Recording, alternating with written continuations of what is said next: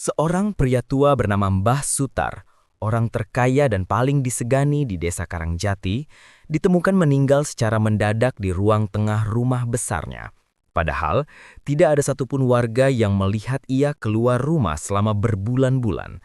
Sejak istrinya meninggal 5 tahun lalu, ia semakin menutup diri, menolak semua tamu, dan hanya mengandalkan satu pembantu tua yang akhirnya pergi karena merasa diawasi sesuatu yang bukan manusia.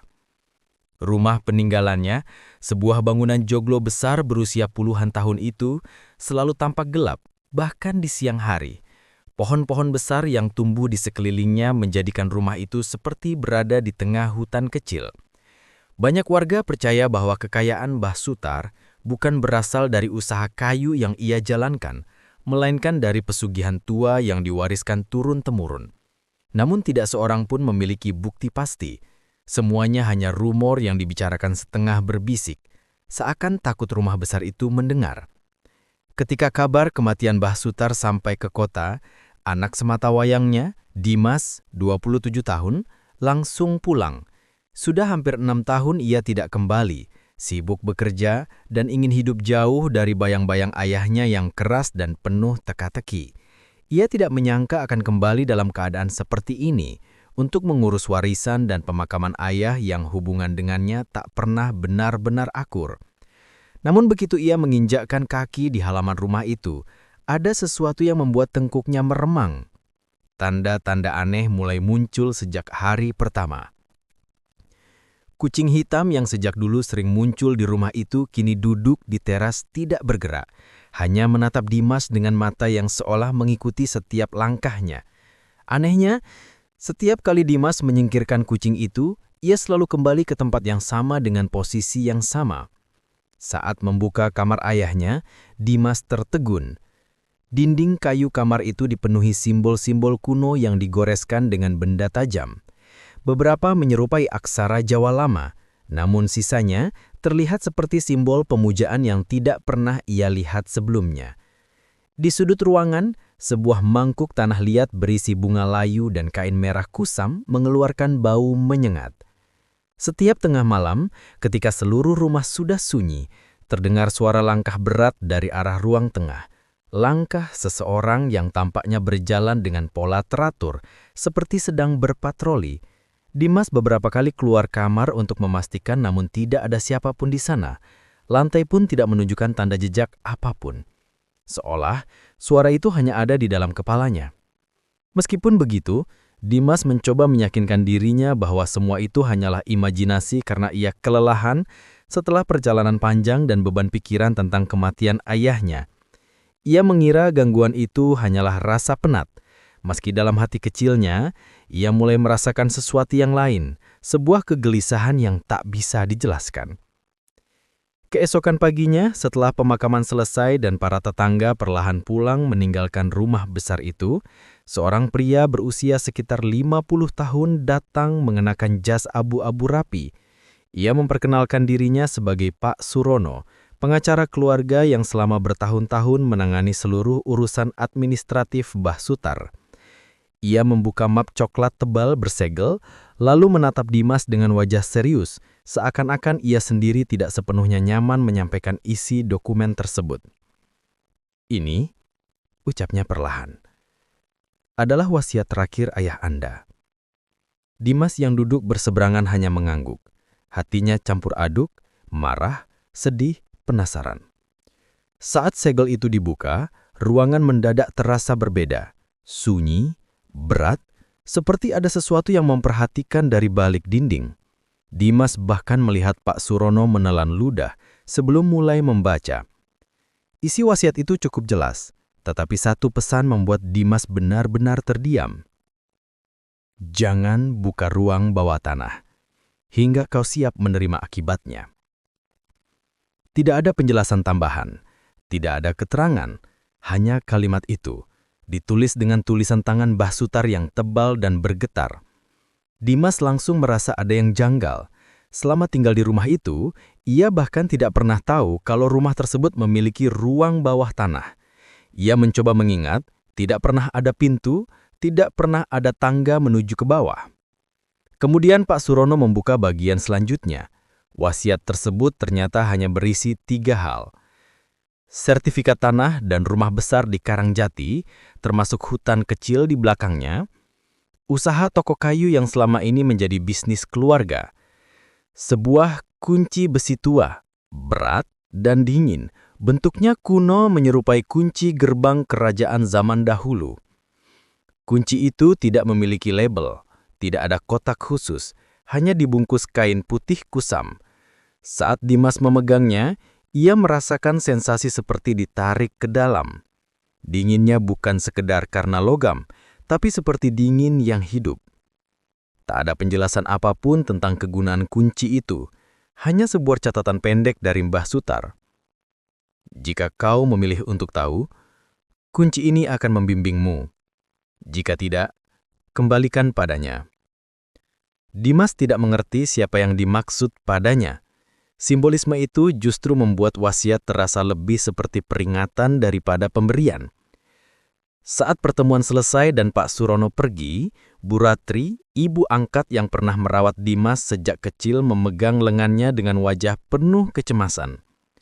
"Dim, nak, dengarkan ibu." Suaranya bergetar. "Kamu jangan tinggal di rumah ini. Warisan itu ada harganya. Ada hal-hal yang tidak kamu mengerti.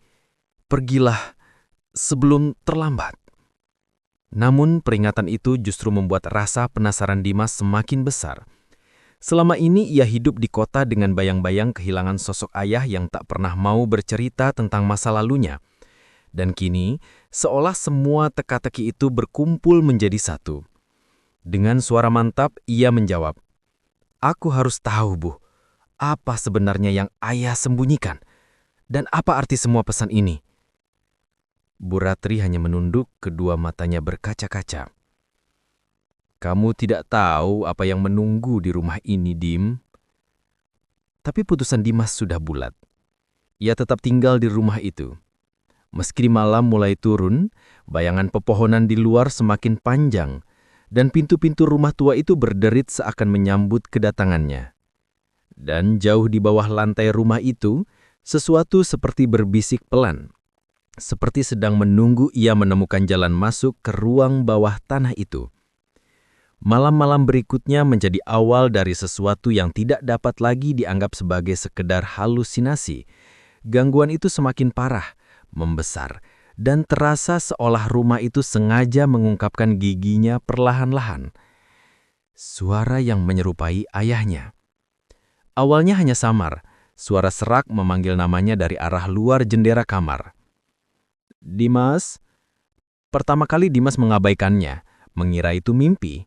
Namun pada malam kedua, suaranya lebih jelas, seperti seseorang berdiri tepat di bawah jendela. "Dimas, buka pintunya." Ia memberanikan diri mengintip melalui celah tirai. Gelap. Hanya halaman kosong dan pohon besar yang bergoyang pelan. Tetapi suara itu tidak berhenti. Bahkan sesekali berubah menjadi ketukan lembut di kaca jendela, membuat jantung Dimas rasa berhenti. Yang membuatnya benar-benar ketakutan, suara itu persis seperti suara ayahnya saat masih hidup. Cermin yang retak tanpa alasan. Suatu pagi, setelah malam yang buruk, Dimas memaksakan diri untuk mandi agar pikirannya lebih jernih. Namun saat ia menatap cermin, bayangannya tampak lebih pucat, lebih kurus, dan matanya tampak cekung seolah tidak tidur selama berminggu-minggu. Saat ia berkedip, bayangan dalam cermin tidak langsung berkedip bersamaan. Ada jeda sepersekian detik, cukup untuk membuatnya langsung merinding. Lalu, tiba-tiba, krak! Cermin itu retak tepat di tengah, seperti dipukul dari dalam. Retakannya membentuk pola aneh, mirip garis-garis simbol yang ada di kamar Mbah Sutar. Dimas mundur ketakutan. Namun ketika ia kembali memeriksa beberapa jam kemudian, cermin itu utuh kembali, seakan tidak pernah retak sama sekali. Terbangun di depan pintu ruang bawah tanah. Hampir setiap malam, Dimas selalu terbangun bukan di tempat tidurnya, melainkan di depan pintu yang tidak pernah ia sadari sebelumnya, tersembunyi di balik lemari besar di ruang belakang. Ia selalu menemukan dirinya sedang duduk atau berdiri di sana, dengan kunci besi tua dari wasiat di genggamannya. Padahal sebelum tidur, ia meletakkan kunci itu di ruang Amu. Lebih mengerikan lagi, ia tidak pernah ingat bagaimana ia bisa berpindah tempat. Seakan ada sesuatu yang memandunya berjalan dalam tidur menuju pintu yang seolah menunggu dibuka. Pintu itu dingin, dan jika ia menempelkan telinganya, ada suara samar seperti seseorang bernafas berat dari baliknya. Bau bunga Kamboja. Aroma bunga Kamboja tiba-tiba memenuhi seluruh rumah, terutama pada pukul 2 hingga 3 dini hari. Padahal pohon Kamboja hanya berada di makam leluhur keluarga, jauh di belakang rumah. Bau itu begitu kuat hingga menusuk kepala, membuat Dimas sering mual dan pusing. Yang janggal, bau Kamboja itu hanya muncul di dalam rumah, yang seharusnya tidak mungkin. Aroma itu membuat Dimas merasa seperti sedang diawasi. Di setiap Ia merasakan ada mata tak terlihat yang mengikuti gerakannya. Tetangga mulai menjauh. Awalnya warga menyapa Dimas dengan hangat. Namun semakin lama, mereka lebih memilih menghindar. Anak-anak kecil bahkan menangis ketika lewat di depan rumah. Ada yang berkata bahwa mereka melihat bayangan tinggi dengan kepala miring berdiri di serambi rumah setiap malam. Beberapa tetangga hanya berbisik saat bertemu Dimas. "Mas, rumah itu sudah tidak wajar. Tolong berhati-hati, kami takut kalau..." Kalimat-kalimat itu terputus setiap kali seseorang lain lewat, seolah mereka takut membicarakan lebih jauh.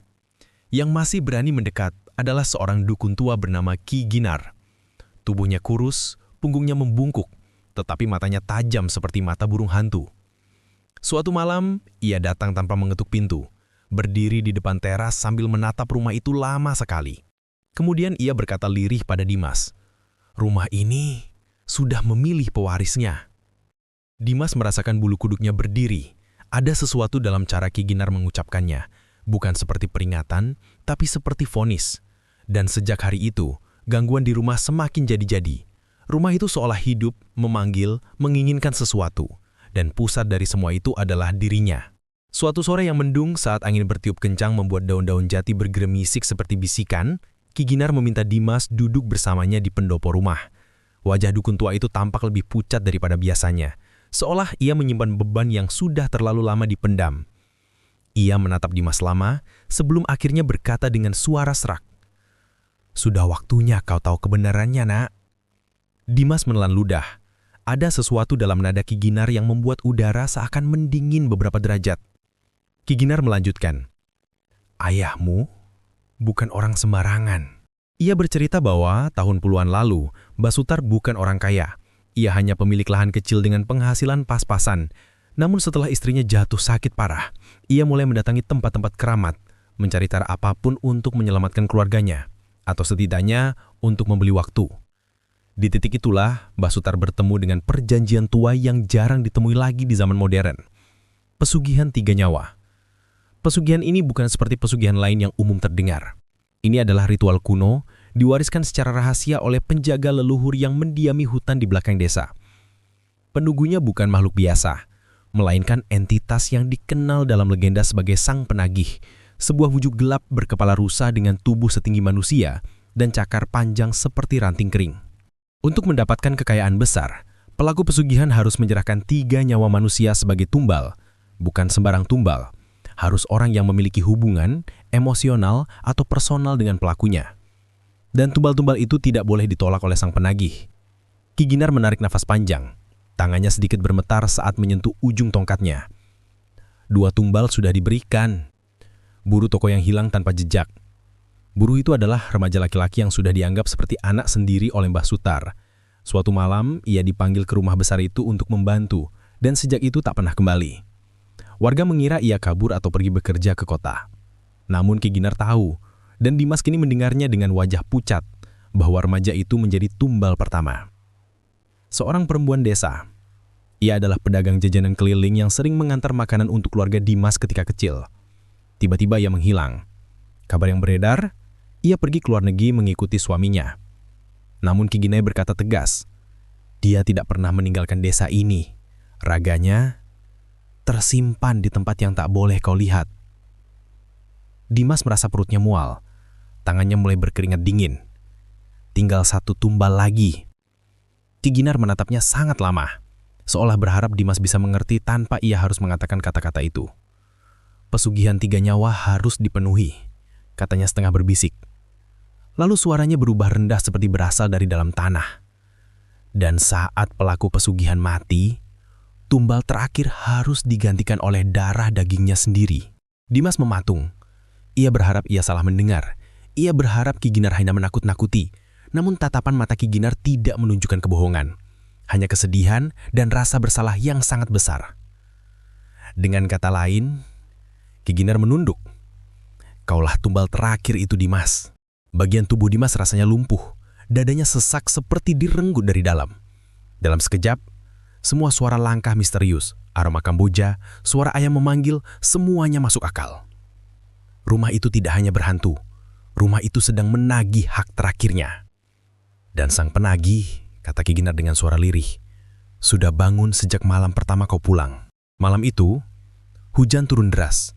Petir menyambar berkali-kali membuat bayangan pepohonan di luar tampak seperti tangan-tangan raksasa yang coba meraih rumah tua itu. Dimas terbangun karena suara keras dari lantai bawah. Suara benda berat menyeret, seperti lemari atau peti besar dipindahkan oleh sesuatu yang tidak terlihat. Awalnya ia menahan diri, namun kali ini suara itu terlalu nyata, terlalu keras, dan seolah datang dari bawah rumah. Jantungnya berdegup cepat, tetapi ia didorong oleh rasa penasaran bercampur ketakutan yang tak lagi bisa dibendung. Dengan tangan gemetar, ia mengambil kunci besi tua dari meja. Entah karena bagaimana ia tahu persis kemana harus pergi. Ia menuju ruangan belakang yang jarang dibuka.